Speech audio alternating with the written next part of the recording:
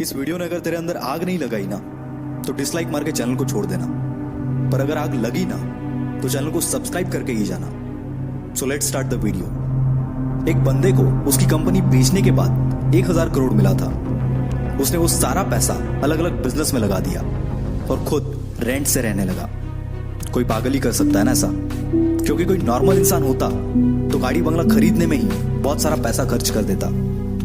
यह पागल इंसान और कोई नहीं, इलॉन मस्क है, जो कि आज वर्ल्ड की कई लीडिंग कंपनीज का मालिक है और आज इसकी नेटवर्थ है 1,40,000 करोड़। और यह सब उसके पागलपन, उसकी जिद का ही नतीजा है। क्योंकि भीड़ के साथ चलना तो बहुत आसान है, पर पागलपन ही चाहिए भीड़ से हटकर कुछ करने के लिए। जिस बंदे को कभी उसकी भारी आवाज की वजह से रेडियो से रिजेक्ट कर दिया गया था, उसने जिद पकड़ी और वो मुकाम हासिल किया जिसके कई लोग सिर्फ सपने ही देखते हैं। जी हाँ, मैं बात कर रहा हूं अमिताभ बच्चन की। उनकी पहली सुपरहिट मूवी जंजीर आने से पहले उनकी 17 मूवीज फ्लॉप हो चुकी थी। फिर भी उन्होंने अपनी जिद नहीं छोड़ी और आखिरकार कामयाबी को भी उनके जिद के आगे झुकना पड़ा। विराट कोहली का भी एक ऐसा ही किस्सा है, जो कि क्रिकेट के लिए उसका पागलपन, उसकी जिद को बयां करता है। 2006 की बात है। विराट कर्नाटका में रणजी खेल रहा था और पहले दिन 40 रन बनाकर वो नॉट आउट रहा। शाम को उनके घर से खबर आई कि उसके पापा की डेथ हो गई है।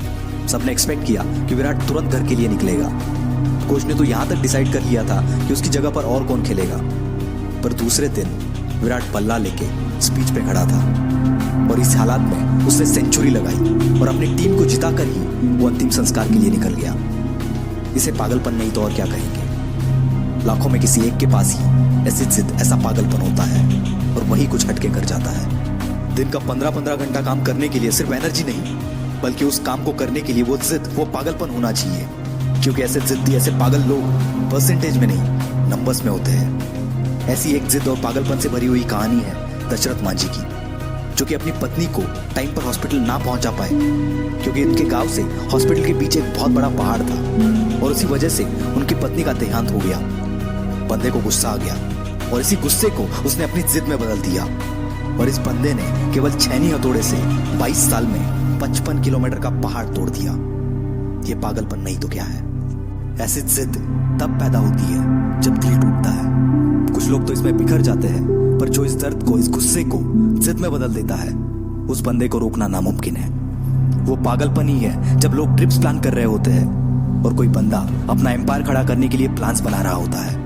जब सब नौकरी ढूंढने के चक्कर में होते हैं, तब कोई पागल नौकरी देने की सोचता है और ऐसे ही पागल आगे जाके बिल गेट्स, स्टीव जॉब्स बनते हैं। ये पागल सक्सेस के लिए हमेशा भूखे होते हैं, ये कभी सेटिस्फाई नहीं होते।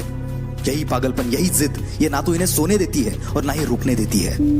एक जिद्दी इंसान कभी भी शांत नहीं बैठेगा, 1000 बार फेल होगा वो, पर उसकी जिद, उसका पागलपन उसे और एक बार ट्राई करने पर मजबूर करेगा।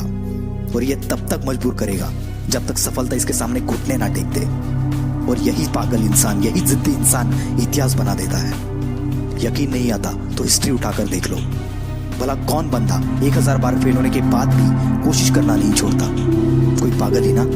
और उसी कारण ये पागल जिद्दी इंसान दुनिया को रोशन कर देता है। जी हाँ, मैं बात कर रहा हूं थॉमस अल्वा एडिसन की। 65 साल का एक बंदा जिसे ऑलरेडी 1000 बार रिजेक्ट कर दिया गया था, फिर भी उसने अपनी जिद नहीं छोड़ी और KFC जैसी होटल्स की चेन खड़ी कर दी। जिस बंदे को अंग्रेजों ने उनके होटल में नहीं आने दिया, उस बंदे ने जिद पकड़ी और दुनिया का सबसे बड़ा होटल ताज बना दिया। दोस्तों, ये एक जिद ही है जो एक नॉर्मल इंसान को एबनॉर्मल बनाती है और फिर ये एबनॉर्मल लोग ऐसा कुछ कर जाते हैं जिसके बारे में नॉर्मल लोग सोचने से भी डरते हैं। इसलिए आपको जो भी अच्छा लगता है, जो भी आप करना चाहते हो, पागल बन जाओ उसके लिए और जान लगा दो उसे हासिल करने के लिए। क्योंकि जब तक ये जिद, ये पागलपन आपके अंदर नहीं आएगा, तब तक आप नॉर्मल ही रहोगे। और अगर नॉर्मल रह के ही मरना है तो ऐसे ही जियो, पर एबनॉर्मल बनना है तो जिद्दी और पागल बनना पड़ेगा। वीडियो अच्छा लगा तो ही लाइक करना, शेयर करना और हमसे जुड़ने के लिए नीचे वाले लाल बटन